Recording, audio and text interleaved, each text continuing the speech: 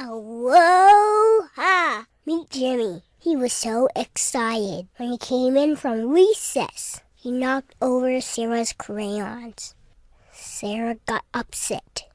Jimmy, watch what you're doing. Jimmy climbed under the desk and tried to put the crayons back in the box, but they just didn't fit. Frustrated, Sarah climbed under the desk to help. Meanwhile, their teacher had been calling everyone to sit down and get the reading books out. Little did Jimmy and Sarah know, everyone was ready except them. Then the teacher started clapping. If you hear me clap once, if you hear me clap twice, if you can hear me, clap 3 times. Jimmy and Sarah just kept focusing on the crayons. So their teacher came over to them and patiently said, "Please be seated now and get your reading books out." They still didn't respond. The next thing they knew, their teacher's face was right in front of theirs. She said, "Jimmy and Sarah, please step out of the classroom for a time out." Frustrated, Sarah and Jimmy walked out of the classroom. Sarah thought, "I didn't do anything wrong." They sat down outside of the classroom and growled at each other. "Quiet!" their teacher yelled from inside the classroom. In the quiet, Jimmy recalled something his friend told him. "When you're upset, remember the home breath. You know, Pono breath."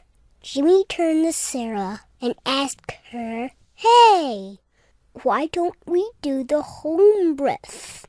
You know what our principal taught us."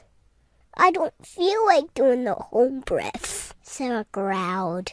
"I'm mad. It's all your fault. We got into this mess." But Jimmy decided to try it anyway. He took a deep breath in and exhaled long.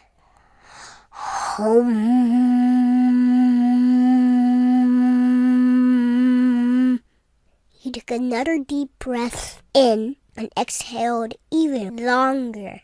But this time, he started humming.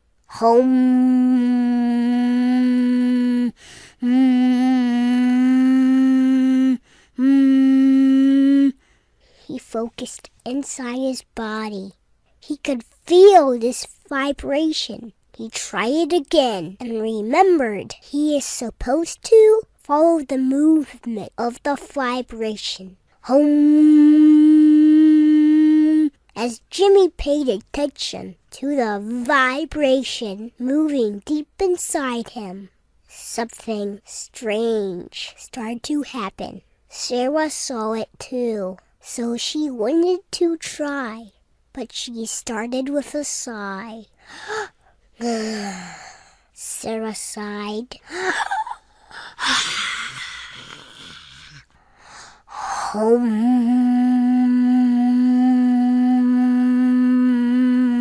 Jimmy repeated, following the vibration. As they practiced, they paid attention to the feeling of the sound vibrating into their bodies. Something started to feel different. Jimmy wasn't as upset, and Sarah wasn't as angry. After settling down, Jimmy realized he could feel himself more clearly and what happened in the classroom. "Here I am," Jimmy felt. Sarah smiled at him. His body secretly whispered to him, "It's a feeling. The magic of home. It's a feeling inside my body." "Oh, it's the feeling after doing the breath," Jimmy thought. When Jimmy felt centered, he became more aware of other things around him. "Wow, I have ears, but didn't hear my teacher. That's really weird." I was so focused on my crayons, I didn't even hear my teacher. Scientists call this mindfulness. Scientists call this mindfulness. Mindfulness is also feeling in our bodies. It's a feeling of home inside. The more we are aware of ourselves, the more aware of each other. Congressman Tim Ryan says research done with 200,000 students who took time to practice mindfulness improved in emotional and social behaviors. Even reading and math scores improved. Scientists report with practice and time, grades improved. 11% test scores and 10% good behavior went up. And 10% antisocial behavior went down. Attention span, mental discipline, empathy, and problem solving also improved. Neuroanatomist Dr. Jill Bolte-Taylor says kids feel more than think. That's why we do mindfulness with the home breath. Through a feeling in their bodies, children can understand and remember better. This saves time, too, because teachers and parents can ask children to recall that sensation of home. Explain that this home is different than the house we live in. After practice, we can be reminded by just saying, "Find home."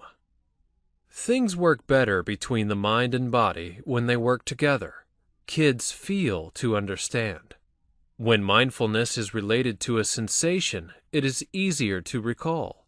Our sensations mingle with the senses and cognition to sort out information. This embodied cognition produces executive functioning.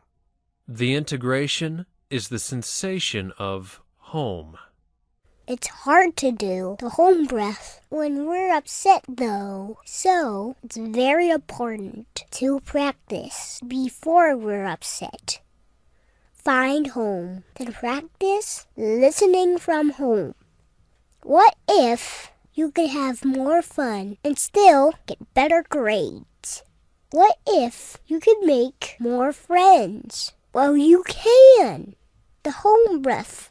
Just think about trying it. Then maybe one day you'll try it. Learn from it. Love what it does. And watch your grades and friends grow. Mahalo for listening.